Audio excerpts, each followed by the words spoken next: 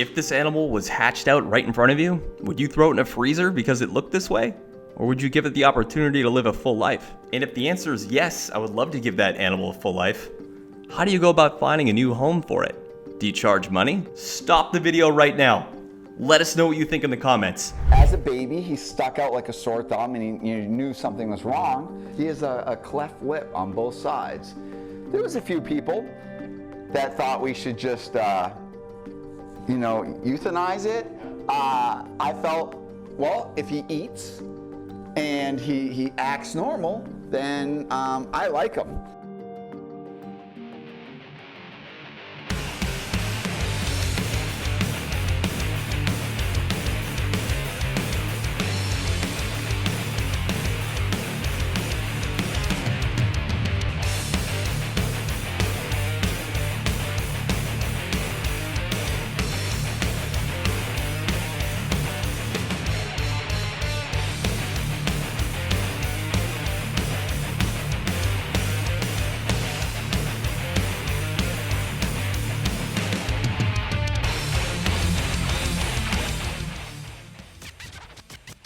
We saw some people online had some interest about Daredevil here.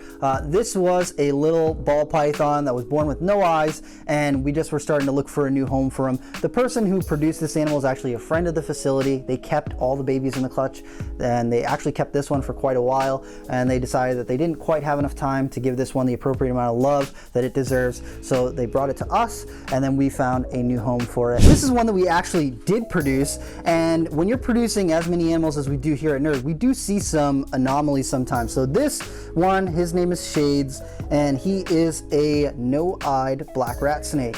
And you can see, he's got no eyes, really funky looking. And he's about a year and a half old, maybe about a year old, just over a year old. And he's one that we raised from a little baby because, again, we don't like to send out these animals that might be a little bit special, that might need a little bit of extra care when they're babies. We don't like to send them out right away. So this is one that we've been raising up, and we're honestly probably going to keep them to use them for education, to teach people about animals that are a little bit unique. Leave us a comment below on what you think we should do with these animals. We're perfectly fine keeping some of these animals, but we do like to find new homes for some of them. And some people, they think that we should kill them, we should put them down. This one's name is Little Fetty, and you can see he was born with one eye also. So this is a piebald pinstripe ball python, and his dad actually produced 4 clutches for us this year. He was the only one that hatched out with any sort of anomalies with him. We actually kept all the babies from this clutch. None of the babies, or none of his siblings are for sale. They're all ones that we're raising up for the future. And I think it's just like some sort of little anomaly with him. You can see he's a little bit shy, but take a look at that. So he's got scales that cover the right side of his face, where his eye should be. And then on the left side, he's got a perfectly normal eye. He eats, he sheds, he's about 8 months old, looking good, really nice and healthy. And so he's one that we're probably just gonna raise up. I don't think that we're gonna find a new home for him, but he's a really cool snake, and we really like him. So Bella is actually a one-eyed boa, and you're thinking, wait, what are you talking about? She has both. Oh my goodness, look at that. Freak! She was actually born with kind of like a damaged eye on that side, and we decided to kind of give her a chance at life. And she was actually produced by a different breeder, and then we kind of rescued her. We took her in so that she wouldn't get euthanized, so she didn't get put down. And we've been raising her, so you can see she's pretty good sized boa, and she's about 2.5 years old right now. So we've made it so that she is able to have a really happy, healthy life, and she is looking for a new home. So this is Pickle, and Pickle was just born with a deformity. So Pickle is a beautiful little Asian water monitor we produced. She's actually a het sulfur, and you'll notice that the jaw doesn't accurately line up. So this animal still functions great. She's very happy. She has a wonderful personality. And honestly, as a reptile breeder, and I make lots and lots of perfect animals, and occasionally you make something that is imperfect. And a lot of this has to do with just like it's a simple birth defect. Is it even repeatable? Probably quite unlikely. This is just something, developmental problem in the egg. But an animal like this is wonderful. And what I often notice with myself, I often gravitate towards some kind of anything that makes the animal stick out. And in this case, you know, we have this the jaw thing, but this animal is wonderful and sweet, so it gets lots of special attention. But believe it or not, there are people that are so absolute in their mental designs that they think that an animal like this should not be even at the size it should be culled. When it's born with a birth defect, you would actually kill it. This animal right here is would be a great pet, and since I also don't think that it's a repeatable genetic deformity, even this animal could even be a breeder. But it's wonderful at the very least. This is a wonderful pet because it eats great, it functions great, it's quite happy. So if we even were to go and show this animal, or if I went and put it for sale on my site, so let's say if you want to adopt it out or you want to sell it, you wouldn't, obviously, even though it's perfect in every way except for just the way I'm looking at it, there are people that would condemn you and say that you're nothing but a greedy breeder and that animal should have been euthanized and all that. And that's very, very harsh, and it's also very, very inaccurate because you're not aware of things. But because I'm a breeder or I'm whatever and I have my haters, this will then be a point where they can try to make you look bad, expose you, of course, change the narrative and try to argue why something like this is bad. I don't believe in that. This animal's actually great to get attention for, like when we're doing shows, educational shows for little kids. If you show them something like this, they'll gravitate towards this because it's imperfect and it adds a charm to it, and it also might make something appear a little less scary or sinister or what they believe. Oh, I'm afraid of lizards. But if you show them something like that, they're like, wow, that's cute or whatever. And that gives that opening that they'll then expose themselves to that animal and then maybe some other animals, and it makes our job easier to educate these people. This is Snarfles. And you want to know Snarfles' story? So Snarfles is a reticulated python that was born with a birth defect. And as a baby, he stuck out like a sore thumb, and he knew something was wrong. And I would say his upper mandible, he has a cleft lip on both sides.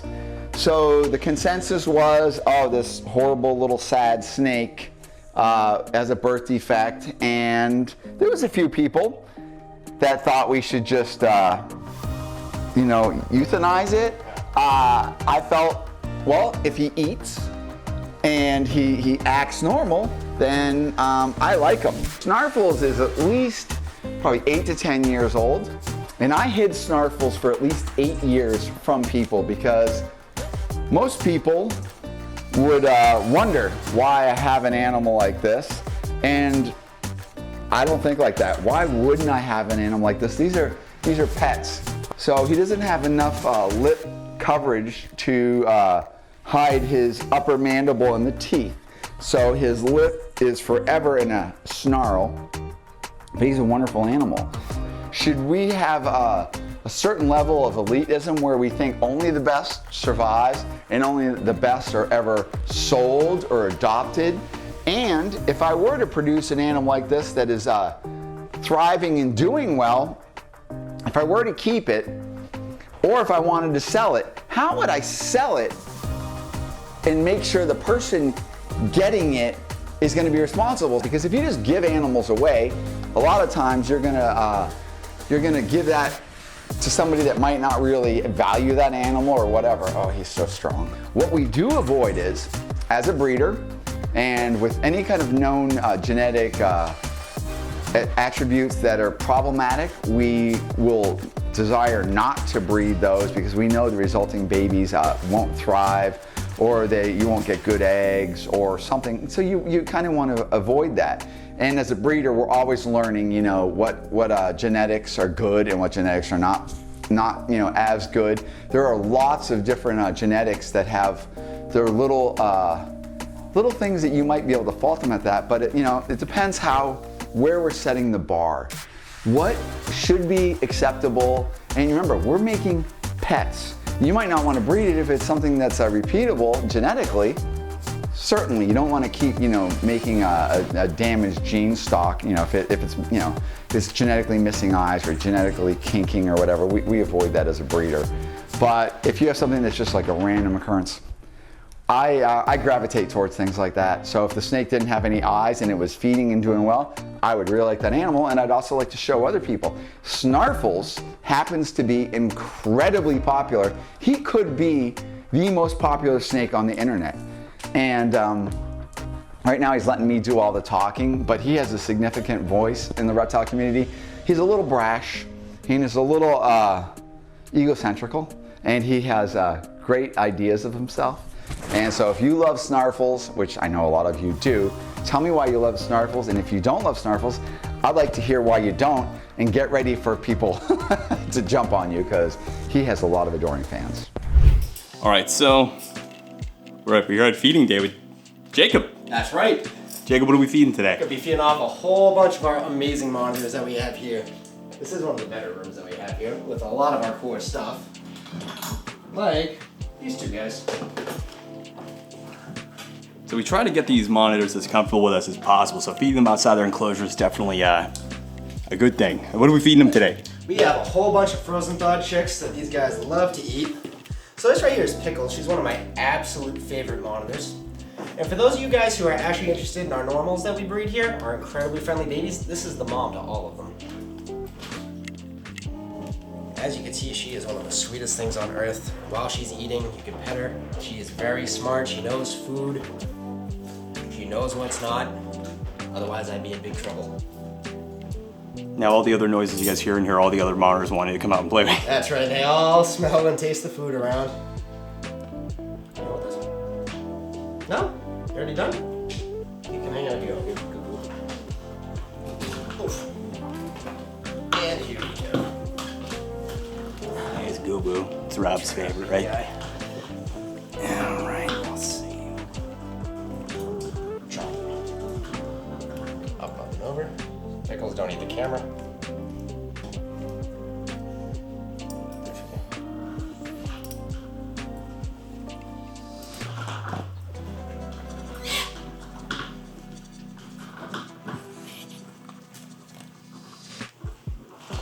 And this right here is the pairing that makes all of our wonderful, beautiful, socializable baby water monitors that we've become world famous for.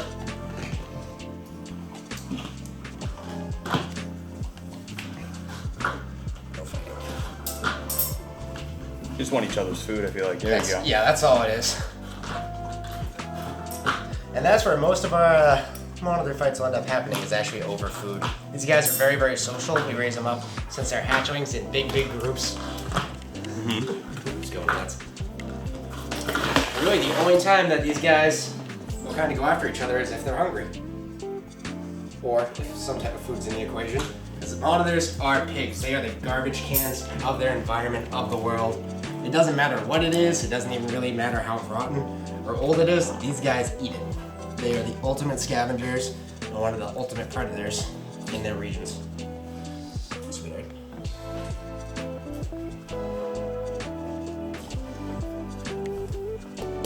He's not bothered by this camera at all. No, not at all. Goo Boo does not care. Pickle doesn't really care. This way. There we go.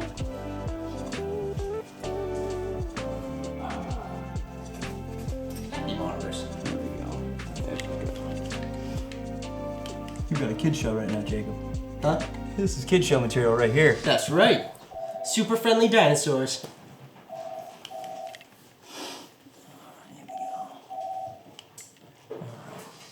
Let's keep going. Ross, how many, you gonna feed me more of these, or are you gonna go to another pair? I probably know when they're gonna be.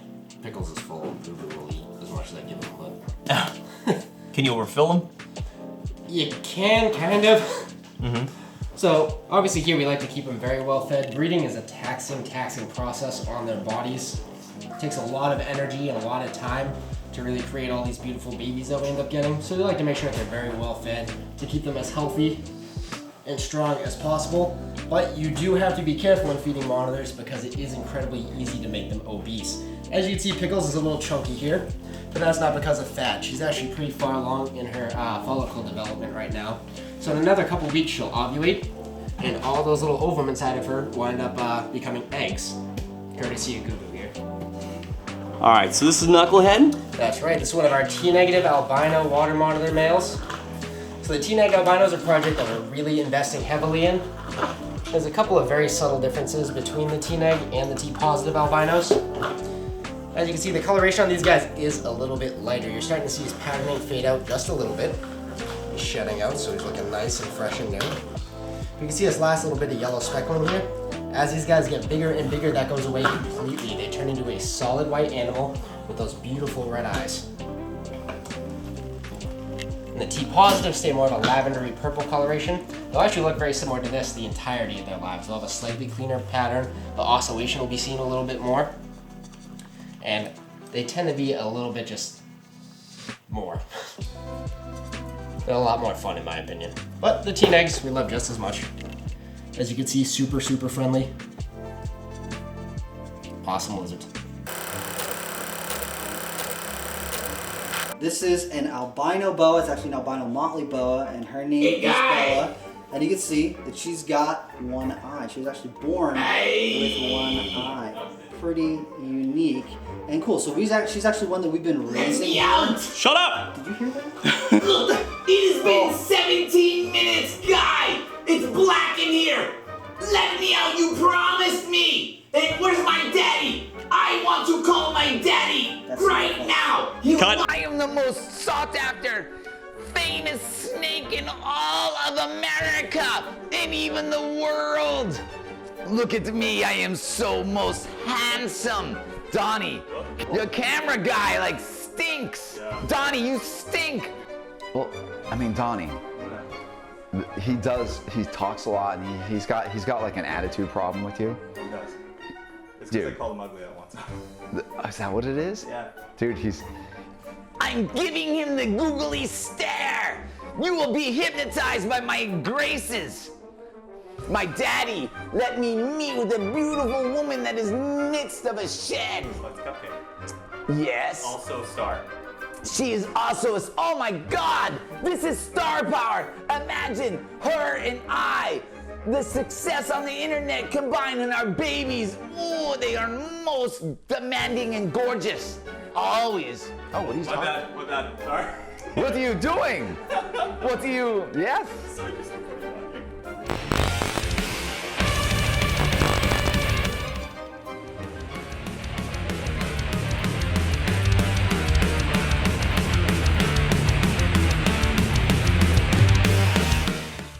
I gotta turn my camera on, dude. You didn't turn your camera